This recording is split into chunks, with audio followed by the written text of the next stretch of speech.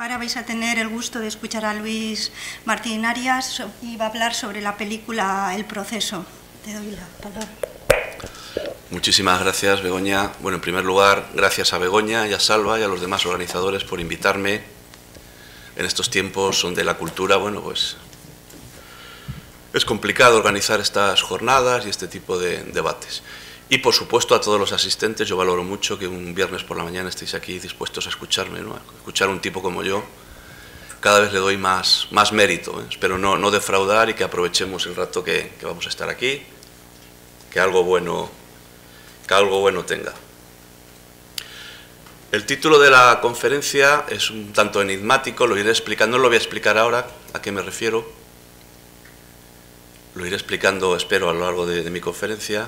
Tiene dos enunciados claramente separados por un punto, son dos enunciados que se refieren a cosas diferentes, incluso opuestas. Yo acuso más allá de la moral. Lo que me interesa a mí en esta conferencia, que en una hora no, por supuesto, no da tiempo a más, es algo que ha mencionado Begoña, lo ha explicado ya muy bien, y lo que yo llevo trabajando mucho tiempo, que a mí me interesa mucho, es algo que ya empecé a pensar en ello cuando era estudiante y estaba en el cineclub universitario y teníamos los debates, ¿no?, sobre por qué una película podía considerarse como una obra de arte o no. La diferencia entre el texto poético, lo que podemos llamar el texto poético o el texto artístico, y el discurso. Discursos hay muchos y son necesarios para nuestra vida cotidiana, discursos políticos, sociales, morales, periodísticos, de sentido común, cotidianos, pero textos poéticos hay muy pocos. Entonces me interesa a mí buscar la esencia de eso que llamamos lo poético y que, en cierta forma, todos son hechos de lenguaje, por tanto, desde el punto de vista del análisis del lenguaje es muy difícil diferenciar el discurso del texto. Y yo creo que esta película, El proceso, es una película ejemplar para ello. Se me ha ofrecido una oportunidad al tener que analizar esta película porque está a medio camino entre el discurso y el texto. Es una película que no acaba de ser un texto poético. Yo creo que es una película en ese sentido un tanto fallida de Wells, no acaba de redondear el aspecto poético, artístico de la película, y el discurso predomina y por eso es interesante. Discurso, por ejemplo, es el que nos convoca aquí, ¿no? Este es un tipo de discurso que circula continuamente en cualquier época histórica, cuidado, no de ahora, aunque es un discurso típico de la modernidad.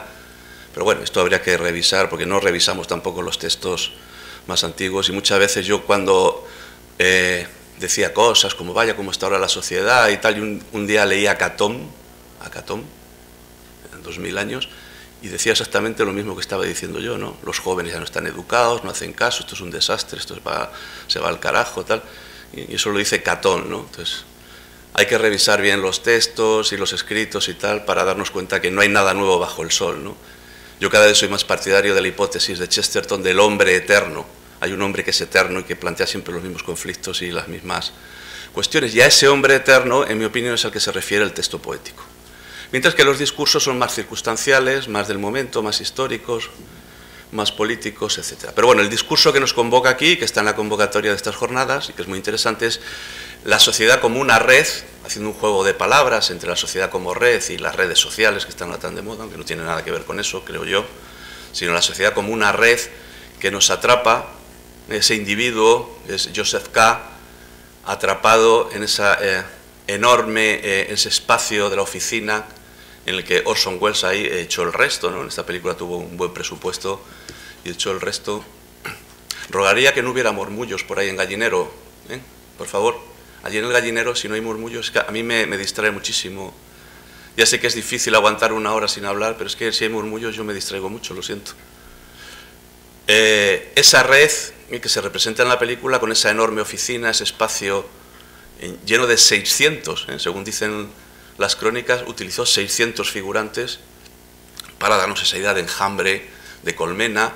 Bueno, esto es muy interesante porque esa sociedad que tiene que ver con la de los insectos sociales, ¿no? Por ejemplo, las abejas o las hormigas, como hemos visto, la disposición del plano ahí es geométrico, ¿no? Bueno, pero geométrico son también las celdas de las abejas, ¿no?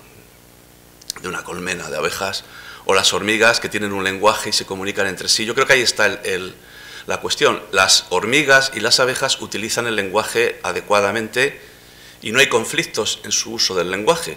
El lenguaje hay, todo ser vivo es ser del lenguaje. Los árboles como ya sabemos, y Shyamalan tiene una película muy inquietante sobre esto, cómo se comunican entre sí los árboles, efectivamente. Sabemos que los árboles emiten lo que se llaman elementos volátiles, químicos, y se comunican por el aire y se comunican a través de las raíces. Todo ser vivo se comunica. Un virus no es sino un paquete de información. Las bacterias emiten señales y se comunican entre sí. Las hormigas, por supuesto, tienen un lenguaje muy sofisticado. Cuando encuentran comida, mueven las antenas. Luego, aquí el lenguaje en biología, entre los animales, en el resto de los seres vivos, no hay ningún problema. Una hormiga encuentra comida, mueve sus antenas, es el emisor, manda el mensaje, el otro lo recibe, lo descodifica. Está por ver que una hormiga se quiera vengar de otra y emita un mensaje falso. No es lo que dice Umberto Eco. La diferencia del lenguaje humano es que sirve para mentir. Claro, lo que se le olvida a Umberto Eco decir es que sirve también para decir la verdad.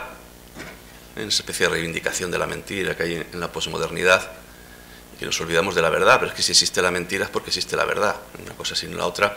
En el ámbito de las hormigas, de los insectos sociales, todo funciona, nadie se encuentra a disgusto, atrapado en el hormiguero. Hay una película de dibujos animados, Ants, que recordaréis, ¿no?, donde una hormiga, con la voz de Woody Allen, en la versión original en inglés, hace pues eso, de individuo, ¿no? Pero es un disparate, ¿no? Una hormiga que se psicoanaliza, porque es un individuo que está a disgusto en el hormiguero. Las hormigas están totalmente conformes, y ninguna hormiga plantearía el tema este de sentirse agobiada, de sentirse atrapada en la sociedad que nos agobia, que nos atrapa en su red, porque entre los insectos todo funciona. Entre los seres humanos el lenguaje no funciona en este sentido funcional. Por mucho que en la universidad se haya degradado todo esto con la comunicación, ¿no? Ahora solo se estudia comunicación, el lenguaje comunicación. Comunicación, teoría de la comunicación es esto, las hormigas.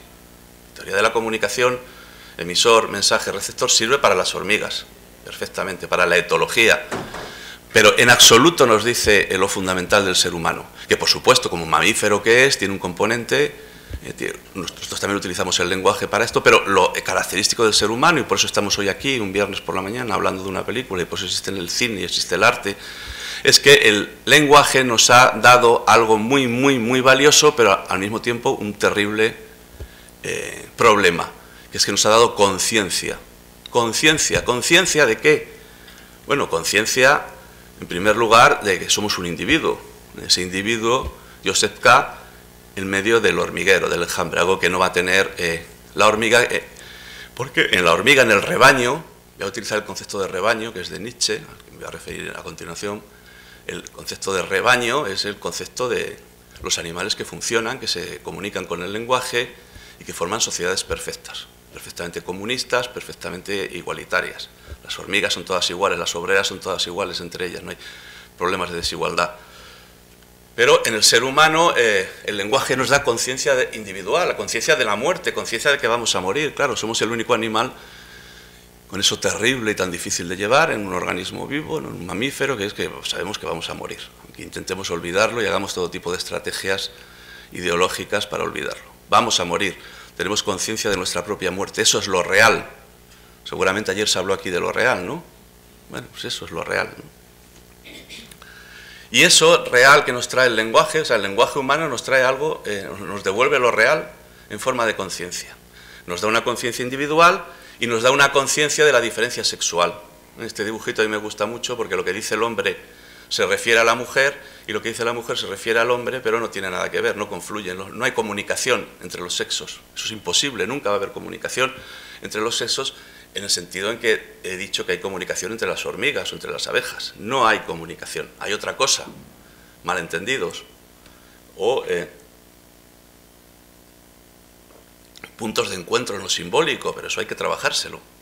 Para que el hombre y la mujer se encuentren es el gran problema de la vida, no siempre se consigue, como todos sabemos, y es lo más difícil que hay, ¿no? El encuentro en lo simbólico a partir de la conciencia de la diferencia sexual. Yo creo que esa conciencia de la diferencia sexual está en la novela de Kafka, por supuesto, muy presente, es una de las cosas que más llama la atención, esa magnífica novela, que por cierto, en mi opinión, no tiene nada que ver con la película, son dos textos diferentes. La novela de Kafka, publicada en el año 27, después de que él muriera, y la película de Orson Welles no tiene nada que ver, aunque literalmente parece que es una adaptación bastante fiel, los diálogos, se repiten muchos diálogos, muchas situaciones, pero no tiene nada que ver, entre otras cosas porque poner imágenes a la novela de Kafka, desde mi punto de vista, es imposible, ¿no? Es una novela que se resiste extraordinariamente a lo imaginario, ¿no? Pero bueno, tanto en la novela de Kafka como en Esto es común, en la película de Wells, está esa esquicia, esa disociación absoluta entre lo masculino y lo femenino. Lo masculino y lo femenino de espaldas, separados por un cristal, en este equívoco en el que el jefe de Joseph K. cree que su prima Irmia es su amante, dice que es demasiado joven para ser su amante, que está también en la novela, y que Wells visualiza desde mi punto de vista adecuadamente colocando a él, a Joseph K., de espaldas a su prima o chica joven con ese cristal que los separa. No se habla, no se pueden hablar porque no hay lenguaje entre ellos. Esta es una puesta en imagen de ese equívoco. Están completamente separados y completamente incomunicados. Como hombre y como mujer, ¿eh? Porque aquí el malentendido sexual está presente con el jefe, ¿no? You're a bright young man, one of our brightest, on the way up. Don't spoil things for yourself. How old is she? What? Ermi? She... Can't be more than 16, if that. Yeah. El malentendido sexual está presente, pero sobre todo está presente en la incomunicación entre los sexos, porque los sexos en esta película no acaban de encontrarse nunca, el hombre y la mujer. Están separados completamente por espacios imaginarios, porque el mundo de Orson Welles sí que es un mundo de lo imaginario, ¿no? A diferencia de la novela. El hombre se refleja en el cristal, ella está al otro lado del cristal, están separados, es el mismo cristal que aparecía en la... Aunque aquí estén cara a cara, pero están separados.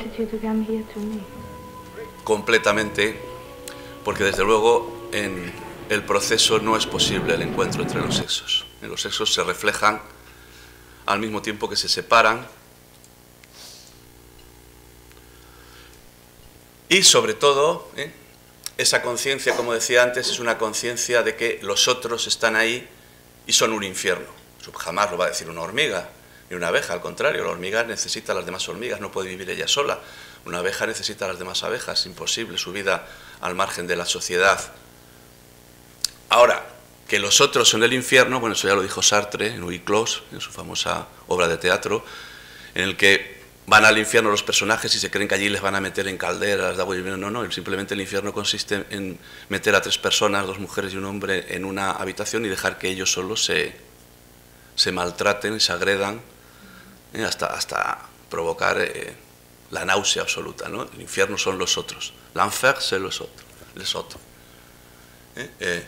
Efectivamente, este es el problema que subyace en todos estos discursos de la sociedad nos agobia, la sociedad tal, es que el infierno son los otros, y no hay nada más que ver cómo reacciona un niño pequeño cuando se le lleva a la guardería, ¿no? Con qué horror reacciona al ver que hay otro ahí al lado, al que intenta eliminar. Claro, si él tuviera los instrumentos necesarios, las guarderías serían un holocausto continuo, ¿no? Intentar agredirle, eliminarle, porque para él el otro, su madre, solo existe un otro, todo para mí, yo todo para él, que es la madre, y de repente la madre desaparece y le deja ahí con unos personajillos como él, que son una molestia y que van a seguir siendo una molestia toda nuestra vida. Esta es una gran verdad. El infierno son los otros, esos otros que rodean completamente al personaje en la película. Esos espacios están muy bien, y que no tiene, en mi opinión, en este punto no tiene nada que ver la película con la novela de Kafka. Esos espacios, ese teatro abarrotado, donde, como vemos aquí, los otros que rodean a Joseph K. de nuevo son mujeres, solo mujeres, todas las 2 que están detrás y las 2 que están delante, una a cada lado, son mujeres, o en la escena de la vista en el tribunal, que son todo hombres, todo mujeres. Aquí vemos ya los problemas que hay en la representación de lo masculino y de lo femenino en la película, que son continuos, o todo hombres o todo mujeres. En cualquier caso, esta conciencia, que como vemos tiene que ver con tiene directamente que ver, están entrelazados, y eso es un gran acierto de la película, la conciencia de la diferencia sexual y por tanto del desencuentro entre los sexos. Todos los encuentros que hay en la película, y eso también en la novela, son absolutamente espasmódicos, apresurados. De hecho, eso ya se ha dicho muchas veces, esta película hundió a Romy Schneider, ¿no? Pues esa escena sexual que tiene con Anthony Perkins y tal. Romy Schneider tenía una fama, pues eso, de Sisi, emperatriz, de princesita y tal, y esta película, según dicen, hundió su vida y su carrera, ¿no? Pero bueno, yo creo que eso es exagerar, ¿no? Un poco, es una casualidad, probablemente.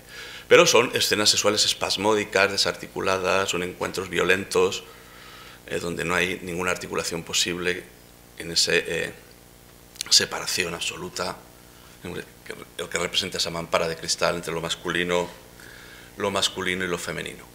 Porque eso está unido, como decía, a la conciencia del individuo perdido en la sociedad, ¿no? Lo que Freud llamó el malestar en la cultura. Siempre vamos a estar a disgusto en la cultura, en la civilización, en la sociedad. Eso es así, lo dice Freud, es consubstancial al ser humano, porque el lenguaje nos da ese malestar, a diferencia, insisto, de los animales sociales. Por eso, y aquí esto no lo dice exactamente Freud, aquí ya vamos a recorrer a otro autor, todos deseamos salir de la cultura, porque estamos a disgusto. Todos intentamos ir más allá de la cultura. Y si intentamos salir de la cultura, ¿a dónde queremos ir? Al rebaño. Hay un deseo de salir de la civilización, salir del espacio de la ley, de la cultura, y volver al rebaño. Y a eso, claro, aquí está el gran acierto de Nietzsche, que en mi opinión todavía sigue malinterpretándose. Los pocos que le leen, en cierta forma le malinterpretan, en sus dos obras claves después de Así habló Zaratustra. Para mí la obra clave de Nietzsche no es Así habló Zaratustra, sino Más allá del bien y del mal, y su continuación, que es La genealogía de la moral, ¿no? A eso me refiero yo, ya estoy explicando un poco parte del enunciado de mi conferencia, más allá de la moral, más allá del bien y del mal, porque a esa vuelta al rebaño Nietzsche lo llama la moral. La moral, eso que tiene tanto prestigio y que todo el mundo quiere ser lo más moral posible. Bueno, pues para Nietzsche el problema del ser humano es la moral. Perdón. Moral de rebaño lo llama expresamente Nietzsche, el más allá del bien y del mal. La universal y verde felicidad prado, de las ovejas, de las hormigas, llena de seguridad, libre de peligro, repleta de bienestar y de facilidad de vida para todo el mundo. Sus dos canciones y doctrinas más repetidamente canturreadas se llaman Igualdad de derechos y Compasión con todo lo que sufre. Y el sufrimiento mismo es considerado por ellos como algo que hay que eliminar. Claro, nos está definiendo perfectamente lo que es la moral, ¿no? Y más en estos tiempos tan morales, tan moralistas que estamos viviendo. Yo en mis años de vida, que ya son muchos por desgracia, no he vivido quizás una época tan moralista como esta, ¿no? Quizás en el franquismo, pero no era tanto, en cierto sentido no era tan moralista. Claro, esto que dice Nietzsche es muy duro, ¿no? Es muy duro de asumir, pero esta es la genialidad de este filósofo tan atrevido y tan interesante. Al mismo tiempo aquí, bueno, alguien que sepa un poco de filosofía verá que está criticando a Schopenhauer, claro, el filósofo de la compasión. Hay claramente una alusión a Schopenhauer. Volver al rebaño. En el fondo deseamos, y eso lo llamamos moral, ese es el gran acento de Nietzsche, ponerle nombre a este proceso.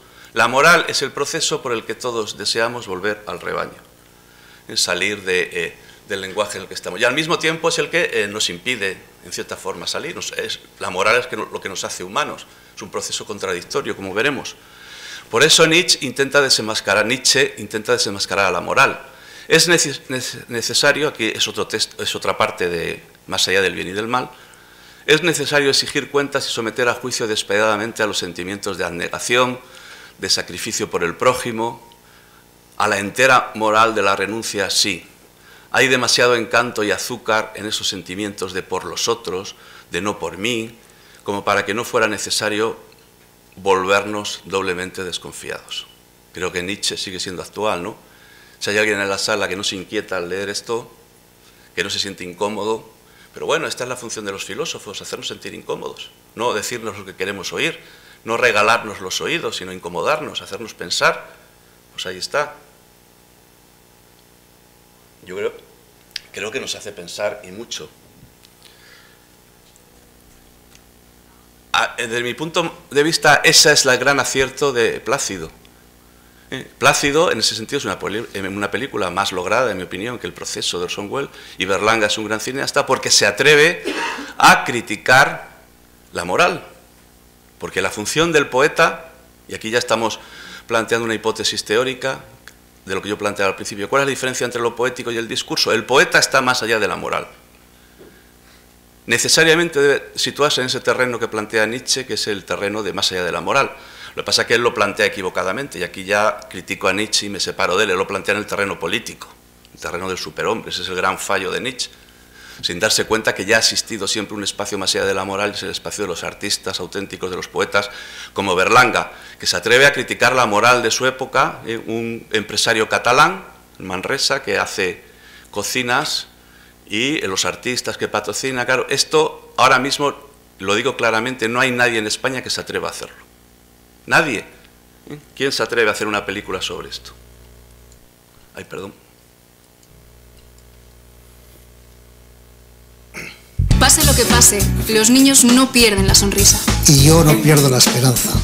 En España todavía hay niños sin zapatos. Niños que tienen hambre y frío. Que no tienen libros para estudiar. Y no debemos permitirlo. Yo le pido a Dios y a todo Dios que se una a nuestra lucha.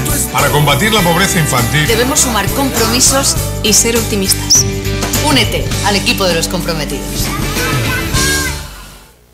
Bueno, esto es lo que critica Berlanga, ¿o no?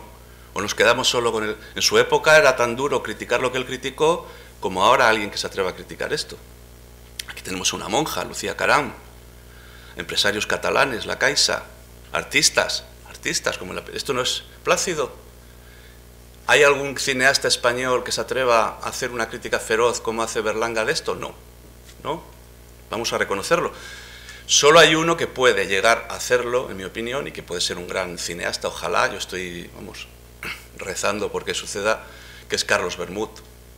Y a mí Magical Girl, bueno, ya Diamond Flash y sus cortos, Don Pepo Pipo, por ejemplo, con Venga Monjas, el humor de Venga Monjas, si alguien lo conoce, tiene mucho que ver con... Son otros también que podrían hacer este tipo de humor ahora, berlanguiano, Venga Monjas, pero eso hacen otra cosa, vídeo y demás. Si alguien no los conoce, pues que los visite en YouTube, a Venga Monjas, es una pareja catalana, Barcelona, tremendamente interesante, y que Carlos Bermud hizo un corto con ellos, Don Pepo Pipo, terrible, de una niña que ha muerto en un accidente, y la madre, vamos, claro, Carlos Bermud se mete con este discurso moralista de los niños pobres, sin zapatos y tal, y bueno, y claro, roza realmente lo impertinente, ¿no? Lo impertinente, pero es que el poeta tiene que ser impertinente, el poeta tiene que incomodar, el poeta tiene que molestar, como molesta a Carlos Bermud en Magical Girl, poniéndose una niña con cáncer que se viste de dibujo animado japonés, ¿no? A ver, ojalá, porque en España ahora se le da cera y bien, sobre todo con las redes sociales, al que osa plantear cualquier tipo de pega a este tipo de moralidad dominante, ¿no? Pero los grandes artistas son los que son capaces de trascender a esto, y yo creo que Carlos Bermud, si no se arruga, pues puede llegar a serlo. Bueno, Nietzsche plantea, por tanto, un espacio extramoral, más allá de la moral. Esa es la parte de ese segundo enunciado de mi conferencia. Lo que pasa es que él lo hace equivocadamente. Él plantea que ahí tiene que haber un Übermensch, el superhombre, una persona capaz de generar su propio sistema de valores, un disparate político que no tiene nada que ver con el nazismo, en mi opinión, porque el nazismo es 40 años posterior a Nietzsche. No vamos a echarle la culpa a Nietzsche a algo que vino 40 años después, pero que el gran error de Nietzsche es plantear, como todos los movimientos totalitarios, la posibilidad de un hombre nuevo, que él llama el superhombre, un hombre nuevo, que es lo que han hecho todos los totalitarismos en el siglo XX, vendernos el delirio de que es posible hacer un hombre nuevo. No. Lo que no se da cuenta Nietzsche, porque el gran fallo de Más allá del bien y del mal es que lo plantea en un eje histórico. Dice, hay una época premoral del hombre, una época moral, que es la que estamos ahora, y una época extramoral, que es la época del futuro. Hace un discurso político, milenarista, progresista en el fondo, de progreso total en este campo, donde es posible un hombre nuevo. Yo creo que no. Yo creo que el problema de la moral y lo extramoral está ya en el hombre de Neandertal, y va a estar siempre en el hombre eterno. Es el problema del arte, el problema de lo poético. Los discursos morales son necesarios para nuestra vida cotidiana, pero los poetas deben situarse fuera de ellos. Es decir, la hipótesis es que lo poético, el arte, tiene que ser necesariamente no moralista.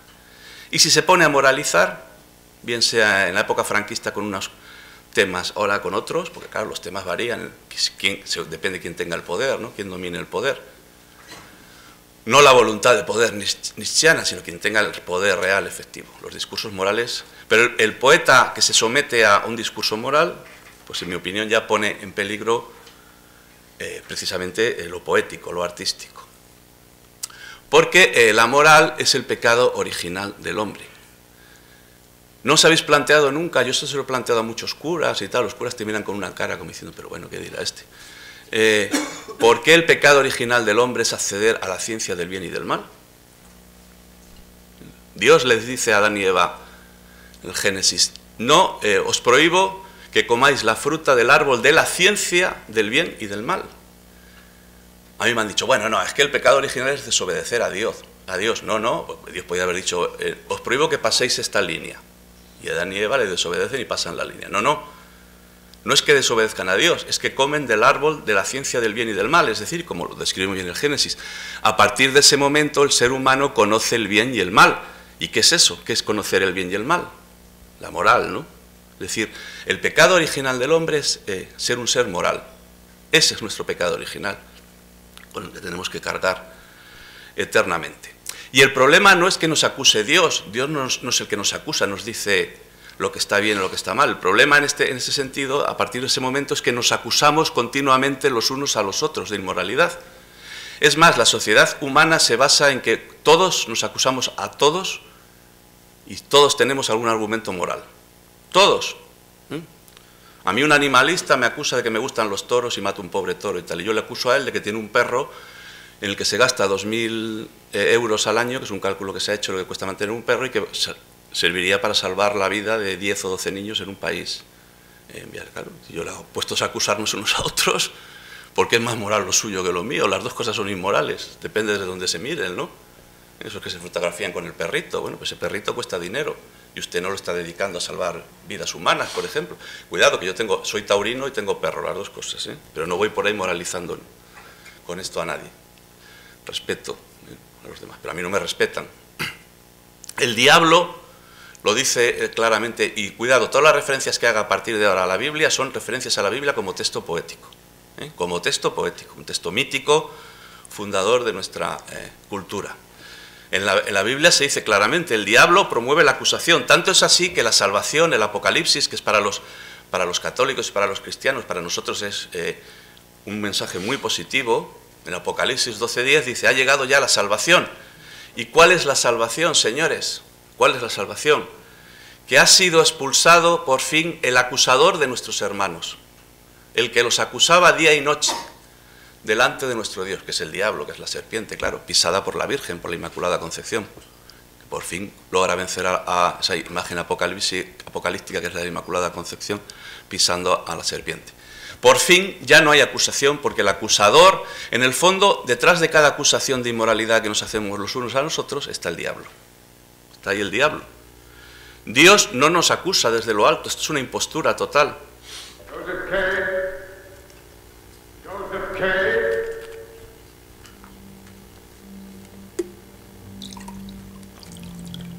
Ese pobre hombre, esa hormiga perdida en medio de ese espacio, es acusado desde arriba por un representante de Dios. You are Joseph K. Yes? You're an accused man. So I've been informed? Your case is going badly.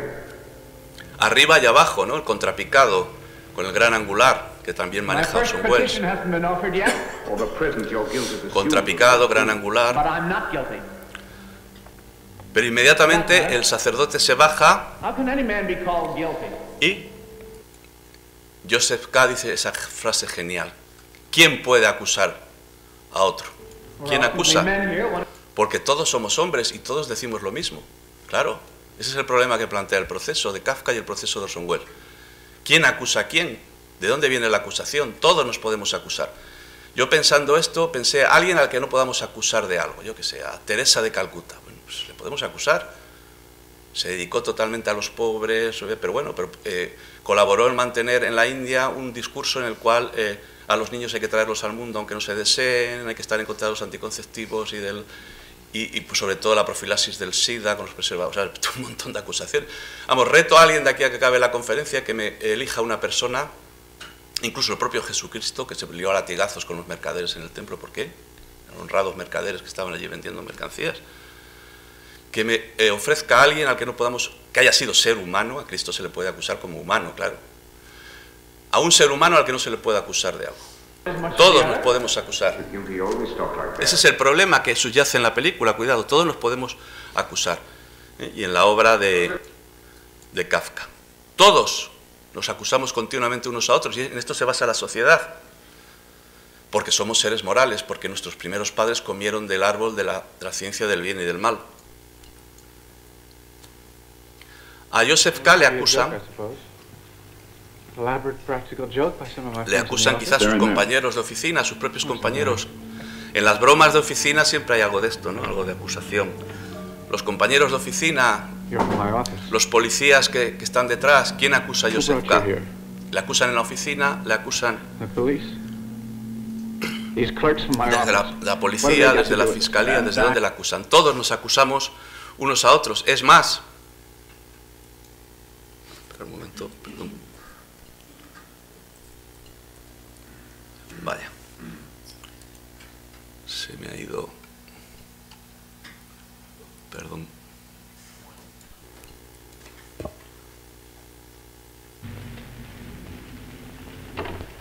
Los propios policías que le acusan a él son acusados por él de corrupción. El acusado se convierte en acusador. Este es el proceso social por definición. Todo por culpa suya, que nos ha denunciado. Nos ha acusado. Lo habéis visto, ¿no? Nos ha acusado. Recordad esa escena en la que él abre el trastero y se encuentra que a los que a él le acusaban al principio de la película, ahora porque él les denunció en el tribunal como corruptos, que se querían quedar con su ropa y demás, pues les están azotando. Y dices, tú nos has acusado. Todos nos acusamos unos a otros.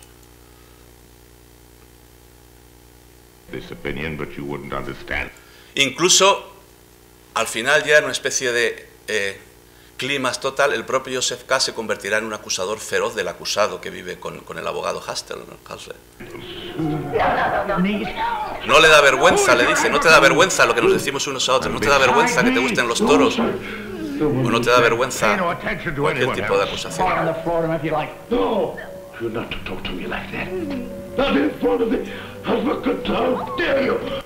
El acusador, este momento para mí es clave en la película, el momento en que Joseph K. se convierte en... El acusado se convierte en acusador. Y de una forma feroz contra este otro acusado que está ahí, más antiguo que él, ¿no?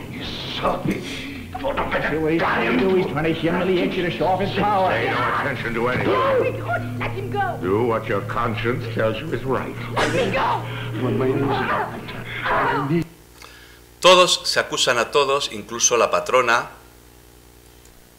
La patrona no se priva tampoco de acusar. Died? Well, I'm always too soft-hearted for my own good. Mrs. Gruback? Yes? What are you trying to say?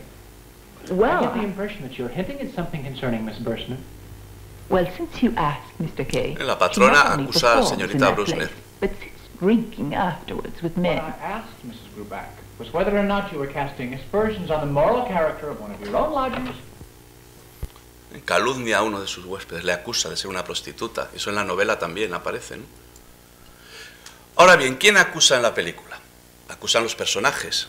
Joseph K. acusa, los policías acusan a Joseph K.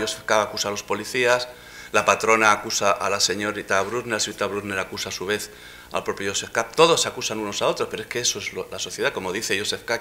Todos somos hombres, ¿quién puede decir lo contrario? Todos nos acusamos unos a otros. Todos tenemos además algo de lo que acusarnos, eso seguro, segurísimo.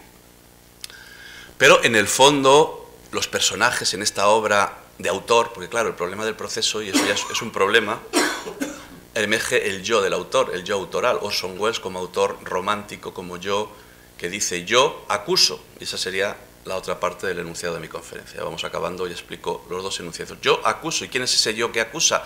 El yo del artista total, ¿no? Porque en esta parte final de la película se dice claramente que el personaje no es sino una marioneta en manos del autor y que las dos posiciones, personaje y autor, son totalmente reversibles. God tells him no one could enter this door. And now I'm going to close it. Some commentators have pointed out that the man came to the door of his own free will.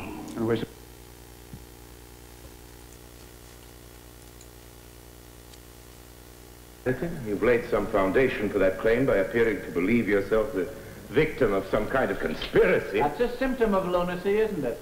Delusions of persecution. Delusions? Ahí están los dos, ¿no? El personaje y el autor formando parte de la pantalla cinematográfica. Y el personaje como un títere, como una marioneta en manos de ese autor todopoderoso, de ese autor omnipresente, omnipotente.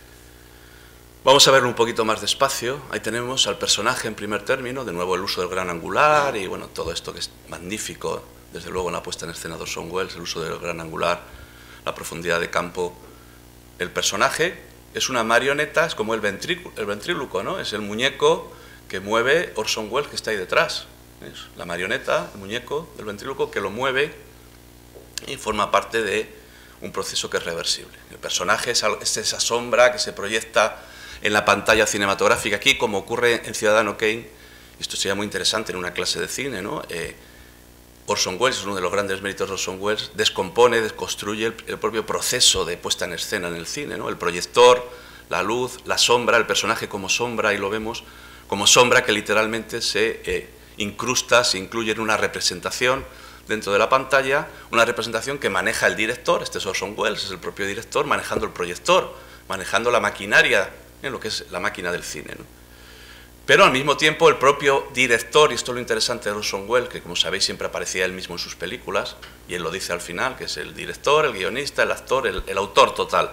El propio director se hace personaje y desde luego está presente en el proceso como el abogado Hustler. Y ahí tenemos las dos sombras, la sombra de Joseph K., Anthony Perkins, la sombra del abogado Hustler de Orson Welles. De nuevo, esa especie de simetría absoluta. Y por eso, como habéis visto en la escena que acabamos de revisar, este proceso es reversible, ¿no?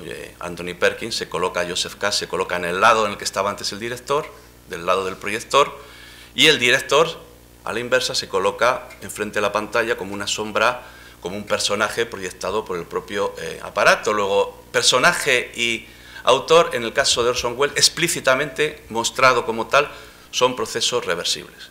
El director, el propio Orson Welles, no es sino una sombra, de nuevo, es el mismo proceso que veíamos en relación con el personaje de Joseph K. Creo que de esto se habló ayer, ¿no? De Orson Welles como K, ¿no? Como el ciudadano Kane, como el propio personaje de K, ¿no? Los dos formando partes de ese dispositivo. Porque Orson Welles es el autor total, ¿no? El autor del romanticismo. Esta película, yo he sido actor, yo he sido actor, guionista y director de esta película. Yo, Orson Welles. Por tanto, tenemos el yo exacerbado, narcisista del autor. Claro, lo interesante es que este yo de la modernidad, del romanticismo, es el yo que acusa.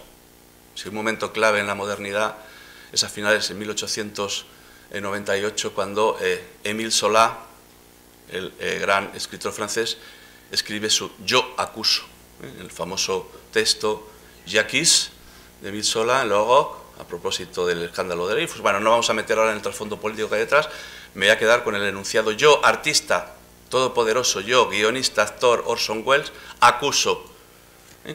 Esto lo han repetido innumerables artistas a lo largo del siglo XX, ¿no? Incluso uno explícitamente, Pablo Neruda, tiene una obra que se titula así, Yo acuso. Ese yo que acusa y que es acusado, claro, porque ese es el problema, es un yo que como autor, como artista, intenta ponerse por encima de los demás. Yo acuso intentando librarme de la acusación, ¿no? Eso no nos va a dar tiempo a pensarlo ahora y a plantearnos, ya no tenemos tiempo. Pero digamos que ese yo acuso si acusa es porque se siente acusado también. En primer lugar, no reconoce ninguna culpa, y esto se diferencia radicalmente de ese gran proceso metafísico que define muy bien Wittgenstein, el otro gran filósofo del siglo XX, Wittgenstein, que dice: hay un giro enorme en la humanidad cuando emerge lo que Wittgenstein llama, me estoy refiriendo al segundo Wittgenstein, al Wittgenstein de las investigaciones filosóficas, no al Wittgenstein del Tractatus lógico-filosófico. Cuando Wittgenstein, en el Wittgenstein de las investigaciones filosóficas, dice: emerge el yo pecador, no el yo acuso, sino yo pecador. Yo no acuso a nadie, me reconozco a mí mismo como pecador. Es un punto de inflexión. El yo acuso es lo contrario. Yo no reconozco mi culpa. Esto no se ha hablado suficientemente, yo creo, de la novela de Kafka y de la película de Wells, en el que uno de los problemas de Joseph K. es que dice que es inocente desde el principio. Dice que es inocente, no reconoce la culpa, como no la reconoce tampoco el propio autor Orson Welles. No reconoce la culpa.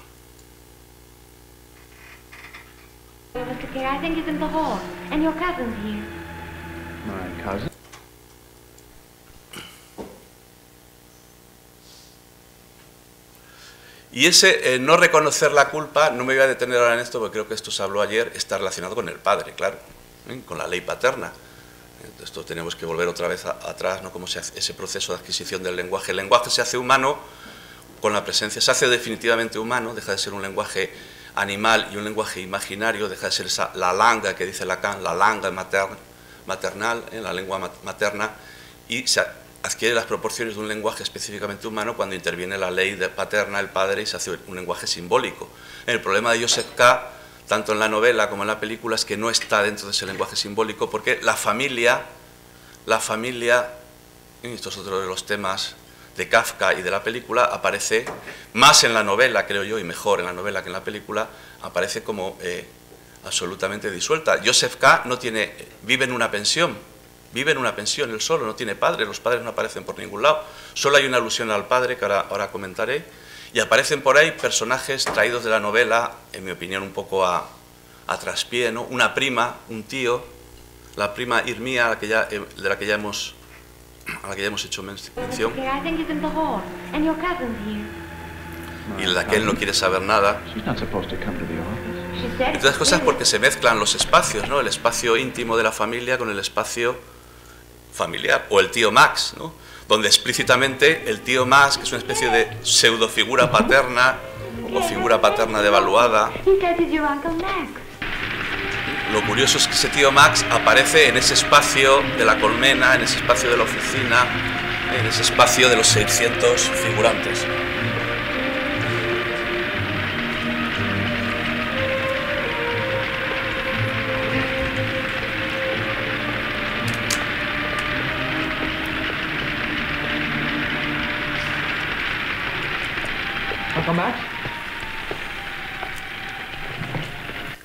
Es un absoluto despropósito, a esto me voy a referir, mezclar un espacio familiar, el encuentro con el tío, esta pseudofigura paterna, con ese espacio abierto, público,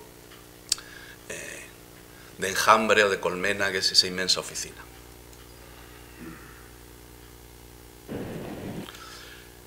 Porque el problema de Joseph K. es precisamente no ha accedido a ese nivel simbólico del lenguaje, en tanto en cuanto es un niño. Se deja conducir por un niño, esto aparece también en la novela de Kafka, es un niño el que le conduce a un ámbito lleno de padres, todos pueden ser padres suyos por su edad, todos pueden ser padres de Joseph K. Además en la novela se dice explícitamente, ¿no?, que son viejos.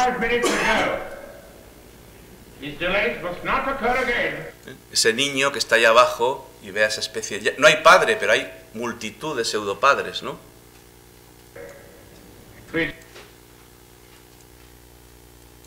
Ir un poco de prisa, que ya vamos con poco tiempo.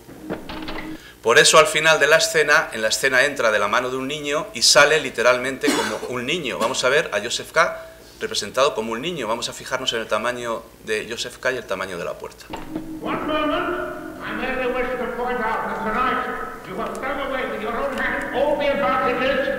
A ver, un poquito de aguante ahí, en el fondo ya estamos acabando. Prometo acabar en 10 minutos. Un niño, ¿no? Un niño muy pequeño, además. Un niño de esos que llevaríamos a la guardería, ¿no? Un niño de esos que empieza, que lo primero que aprende es que el infierno son los otros. Guilty. Porque solo se sintió culpable. ¿Hay algún momento de la película en que Joseph K. que se declara continuamente inocente y totalmente inocente, cuando eso no lo puede decir nadie? El que esté libre de pecado, que tire la primera piedra. Nadie puede tirar la primera piedra porque nadie estamos libres de pecado. Pero Joseph K. insiste una y otra vez que él es inocente, totalmente inocente. Solo una vez dirá que se siente culpable, ¿no? Y es la única vez en que menciona a su padre. I can remember my father looking at me, you know, straight in the eye. Come on, boy, you'd say. Exactly what have you been up to? And even when I hadn't been up to anything at all, I'd still feel guilty. You know that feeling? Pero claro, el problema de Joseph K.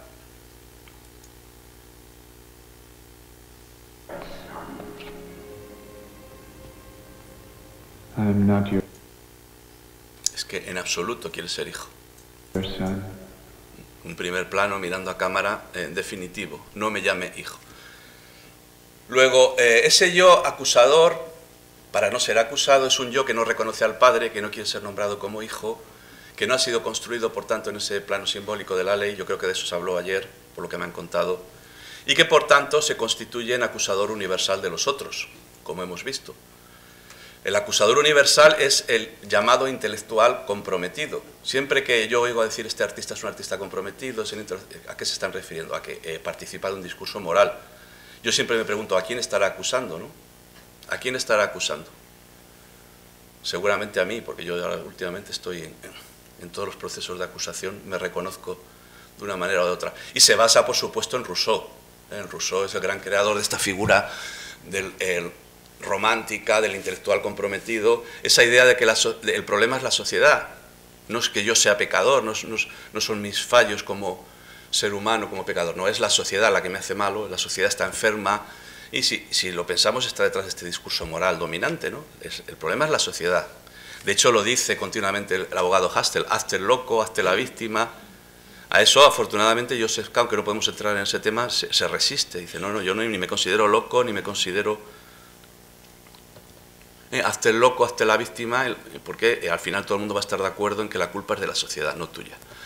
Es decir, estamos, y ahí entra la película directamente, el problema del proceso, y por eso no acaba de ser una obra poética, redonda, que no existe, por ejemplo, en Plácido, es una película en sentido más poética, más redonda, es que participa de un universo hiperpolítico, en el que, por un lado, está la parte buena, yo siempre me gusta quedarme con la parte buena, lo bien que lo representa, que esto ya no tiene nada que ver con la novela de Kafka, es otra cosa, la puesta en escena que hace Orson Welles, y con esto acabo, de ese universo laberíntico, hipertrófico, que lo invade todo, lo político invade todos los espacios, se comunican en una especie de estructura orgánica continua, la oficina está comunicada con el tribunal, la casa del pintor está comunicada con los archivos, el trastero de su oficina es donde se castiga, todo está invadido por todo, no hay intimidad, lo privado no existe, todo es colectivo, todo es como una especie de vuelta al hormiguero. De hecho los espacios de la película tienen la forma de un hormiguero muchas veces, las escaleras y los laberintos tienen la forma de un hormiguero, pero un hormiguero siniestro, claro, un hormiguero completamente siniestro. Los espacios son transparentes, los otros me vigilan. Por cierto, que en esta escena son todo niñas. Al contrario de la novela de Kafka, que narra una escena similar cuando él va por primera vez buscando el tribunal y se encuentra una escalera llena de niños jugando a las canicas y serán niños. Aquí Orson Welles lo cambia y son niñas. No use trying either, I suppose. Not a hope. Well, I've known cases of an... Un espacio donde la intimidad no es posible porque todos nos miran, todos nos observan, todo está comunicado con todo, todo es político, todo es política, gran problema.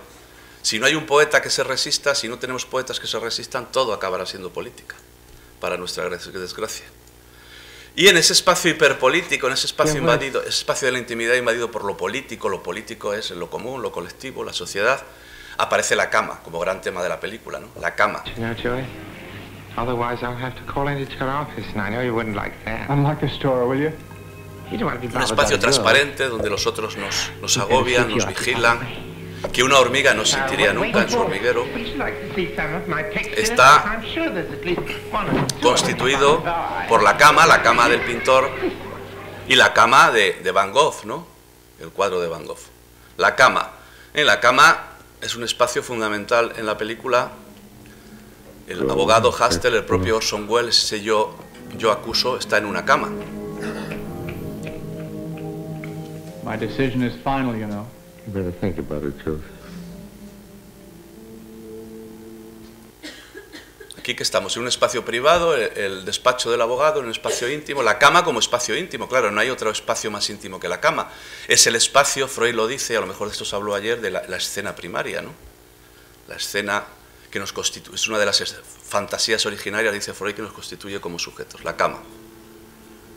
Que sin embargo aquí es invadida por completo.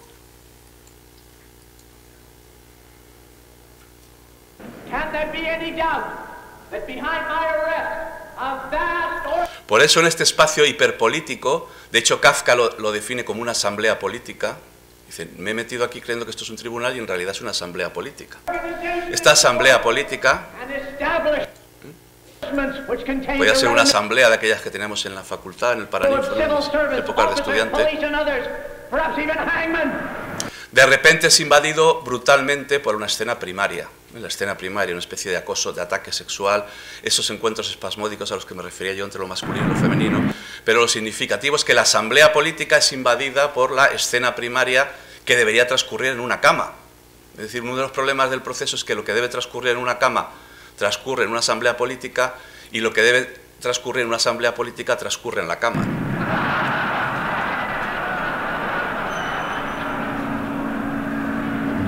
En la escena primaria, en el interior de la asamblea política. Porque el problema, y esto ya lo planteó Aristóteles, el gran pensador de la política, en su obra Política, precisamente plantea que la polis, él lo plantea como algo positivo, debe prevalecer la polis sobre el domus. Es el gran conflicto, dice Aristóteles. Domus es oikos en griego, si alguien sabe griego, oikos, yo prefiero decirlo en latín, domus. El oikos o el domus, la casa familiar donde se constituye el sujeto, pero dice Aristóteles, para constituir la polis hay que arrancar al sujeto del domus y integrarlo en la polis. Es lo que dice Rousseau. Rousseau tiene un libro donde define cuál es el ciudadano perfecto del futuro, que es el Emilio, ¿no? El Emilio o de la educación. Dice, vamos a educar a un ciudadano para que sea el verdadero ciudadano y una sociedad en la que no esté enfermo, una sociedad que no perjudica al ser humano. Ahora, ¿cuál es la primera condición que debe tener Emilio? Y lo dice al principio de su obra Rousseau, no tener padres. Emilio debe ser huérfano, debe tener padres. Hay que eliminar a la familia, a los padres. En la base de todo este delirio político está la eliminación del domus, de los padres. Por eso Rousseau en las Confesiones cuenta algo terrible, que él tuvo 5 hijos y a los 5 los abandonó en la inclusa. Rousseau lo llevó a la práctica, ¿no? El problema del proceso como pesadilla política que es que el domus está invadido por la polis. El domus, la cama, el espacio íntimo, creo que de esto se habló también ayer, la cama como el espacio más íntimo que hay, y esto para nada está en la novela de Kafka. La novela de Kafka empieza con el personaje llamando a la criada con una campanilla, empieza de una forma con un tipo de realismo o neorrealismo, una especie de realismo, sucio si se quiere, minucioso, pero realismo. No tiene nada que ver con la puesta en escena que hace Orson Welles, que es totalmente diferente, ¿no? Y que da esa sensación de que la cama, la habitación, comunica con la oficina, comunica con el juzgado, comunica con lo político. Es decir, lo político invadiendo, esa es la pesadilla. La pesadilla de la que nos habla el proceso es la invasión de todo espacio, incluida la cama, el espacio más íntimo, la escena primaria, la cama, el espacio en el que el sujeto sueña, por la polis, por lo político. Yo no sé por qué me va a fallar ahora, a última hora. A ver.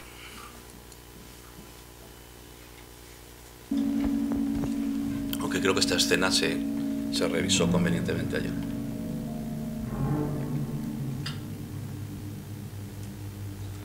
El sujeto está dormido, se supone que soñando, y la pesadilla es que su habitación, pensemos, comunica directamente con la policía, comunica directamente con el sistema judicial, comunica directamente con la asamblea política, comunica directamente con la polis.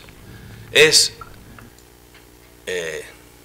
el delirio utópico de Aristóteles llevado a la realidad, que el domus sea abolido por la polis, que allí donde el domus, mi habitación, mi cuarto de baño, mi cama, sea invadido completamente por la polis. Y no olvidemos que policía, ¿de dónde viene policía? Estoy diciendo expresamente, policía, igual que política, viene de polis. La policía, la política, invadiendo mi habitación. Mi espacio subjetivo, ese sujeto que se recorta ahí, en escorzo, en primer término, ese sujeto invadido por eso que abre el policía, que es lo exterior, lo que está fuera, eso que es, al correr la cortina, lo exterior invade por completo ese sujeto que se perfilaba en sombra, la invasión de la política. El problema del proceso de Orson Welles es que el domus no se construye como barrera, como espacio de resistencia del sujeto. No hay sujeto que resista en el domus porque no hay padre, no hay ley paterna, la familia es la prima Irmía por ahí, el tío más, algo completamente disparatado y disperso, no hay unos espacios privados, la cama es invadida como acabo de revisar, hay una invasión del espacio subjetivo por parte de la policía y de la política, y la excusa, por supuesto, ¿cuál es la excusa siempre para ser invadidos por la política? La moral. La moral, si lo analizamos detenidamente, siempre hay una excusa moral, siempre es por el bien. Te hago esto por tu propio bien, que ya es el colmo, ¿no? O por el bien de alguien, ¿no? Por eso, y aunque yo no estoy de acuerdo en muchas cosas con Nietzsche, quiero volver a Nietzsche y un aforismo que lo llama sentencia. Hay un capítulo de Más allá del bien y del mal que se llama Sentencias, ¿no? La sentencia 153 de Nietzsche, que me parece a mí tremendamente interesante y que lo dejo ahí para que la pensemos también. Lo que se hace por amor, y en ese sentido yo contrapongo el amor a la política y a la moral, lo que se hace por amor acontece siempre más allá del bien y del mal, que es donde debería situarse, en mi opinión, siempre el poeta. Muchas gracias.